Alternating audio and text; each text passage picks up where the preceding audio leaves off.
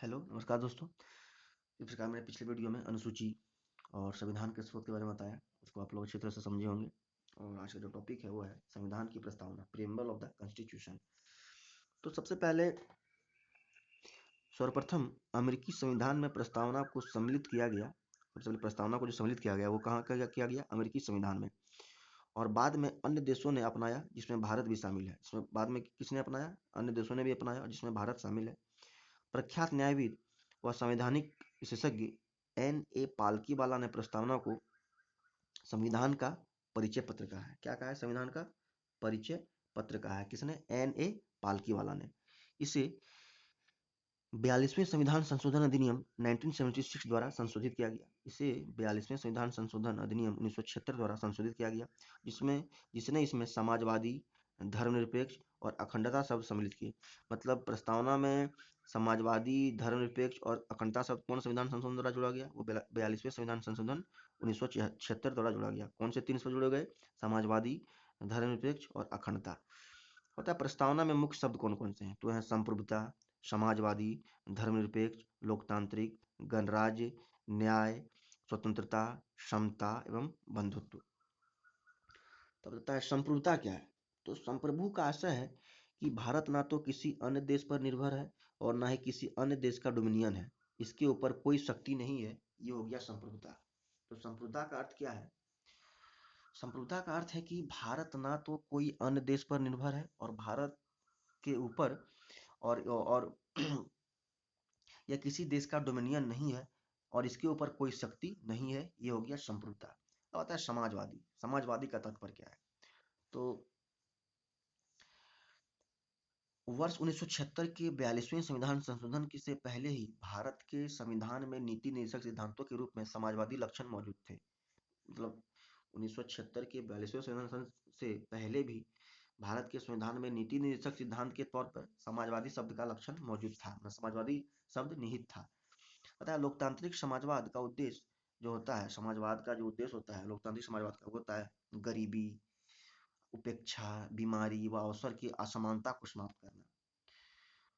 और भारतीय समाजवाद मार्क्सवाद और गांधीवाद का मिला जुला रूप है। किसका रूप है भारतीय समाजवाद? गांधीवाद और मार्क्सवाद, जिसमें गांधीवाद समाजवाद की ओर ज्यादा झुकाव है। जिसमें गांधीवादी समाजवाद की ओर भारत में ज्यादा झुकाव है। आता है धर्मनिरपेक्ष।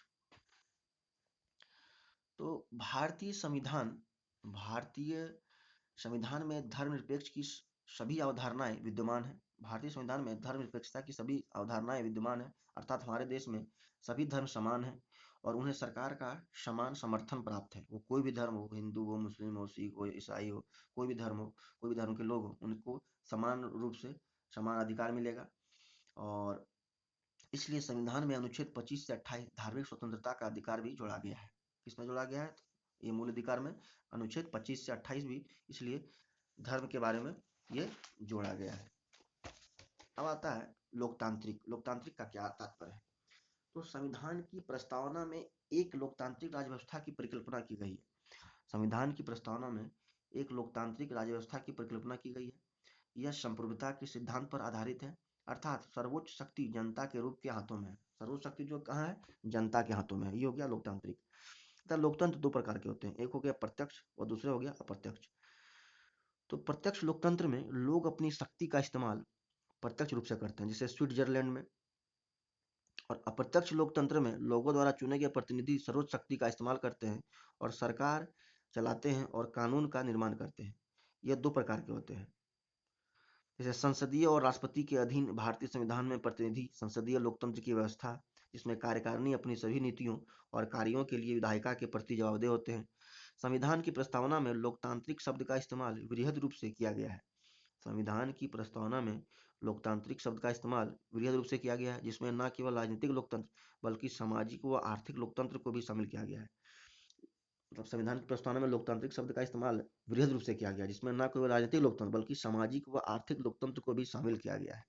अब होता है गणतंत्र। तो एक लोकतांत्रिक राज्य व्यवस्था को दो वर्गों में बांटा जा सकता है, एक राजशाही और दूसरा गणतंत्र।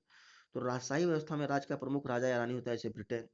और वहीं गणतंत्र में राज्य का प्रमुख हमेशा प्रत्यक्ष अथवा अप्रत्यक्ष रूप से एक निश्चित समय के लिए चुन कर आता है, जैसे अमेरिका।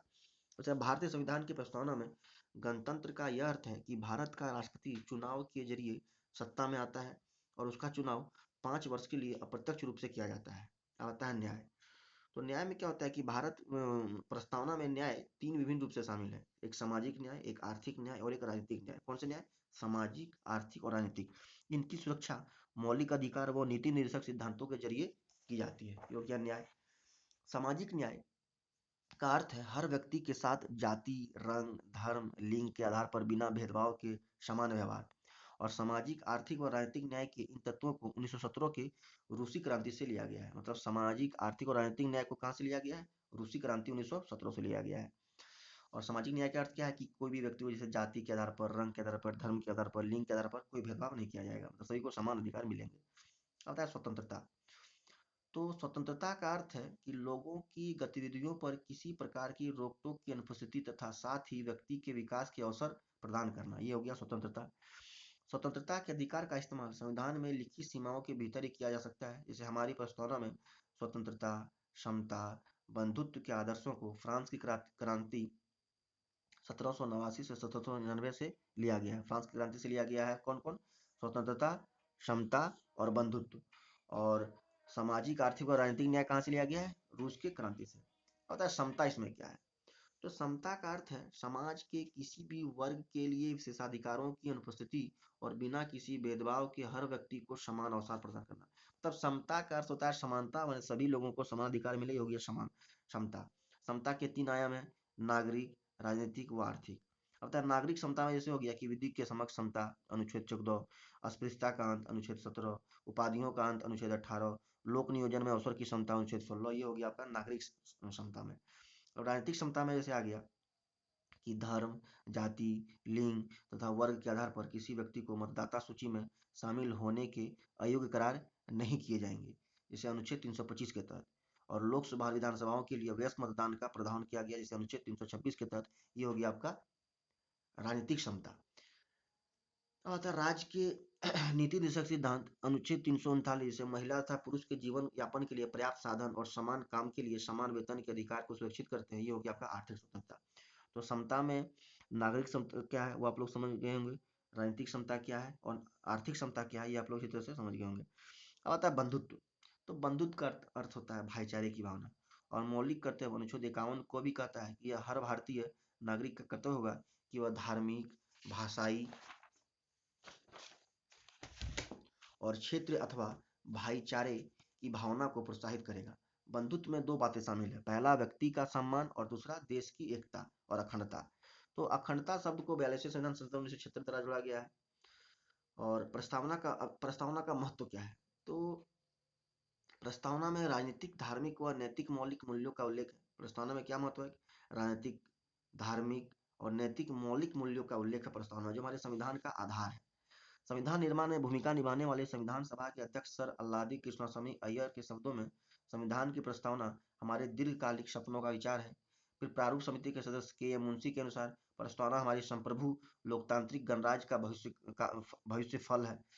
फिर संविधान सभा के सदस्य पंडित ठाकुरदास भार्गव ने कहा है कि प्रस्तावना संविधान की आत्मा है।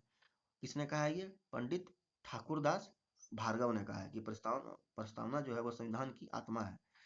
फिर अंग्रेजी राजनीति शास्त्र सर अर्नेस्ट बार्कर ने इसे कुंजी नोट कहा है। प्रस्तावना को क्या कहा है? कुंजी नोट। पूर्व मुख्य न्यायाधीश ने भी इसे आत्मा कहा है। फिर आता है बेरूबाड़ी संघ मामले 1960। तो प्रस्तावना की विशेषता को स्वीकारने के लिए इस उद्देश्य के बारे में व्याख्या करते हुए उच्चतम न्यायालय ने कहा कि प्रस्तावना संविधान का भाग नहीं है। मैंने बेरूबाड़ी संघ मामला जो 1960 में आया, इसमें सुप्रीम कोर्ट ने क्या बोला कि प्रस्तावना जो है संविधान का भाग नहीं है। फिर जब केशवानंद भारती मामला 1973 हुआ, तो उच्चतम न्यायालय ने पूर्व व्यवस्था को अस्वीकार किया। मतलब जो बेरूबाड़ी मामले में जो बोला था उसको अस्वीकार किया और कहा कि प्रस्तावना संविधान का ही भाग है। फिर LIC ऑफ इंडिया मामले 1995 में जो आया, इसमें बोले कि उच्चतम न्यायालय ने यह व्यवस्था दी कि प्रस्तावना संविधान का आंतरिक हिस्सा है। मतलब 1973 में बोला कि प्रस्तावना संविधान की एक भाग है। और फिर LIC ऑफ इंडिया मामले में 1995 में बोला, कहा गया, सुप्रीम कोर्ट ने कहा कि उच्चतम न्यायालय ने यह व्यवस्था दिया कि प्रस्तावना संविधान का आंतरिक हिस्सा है। तो दोस्तों इस वीडियो के माध्यम से आप लोग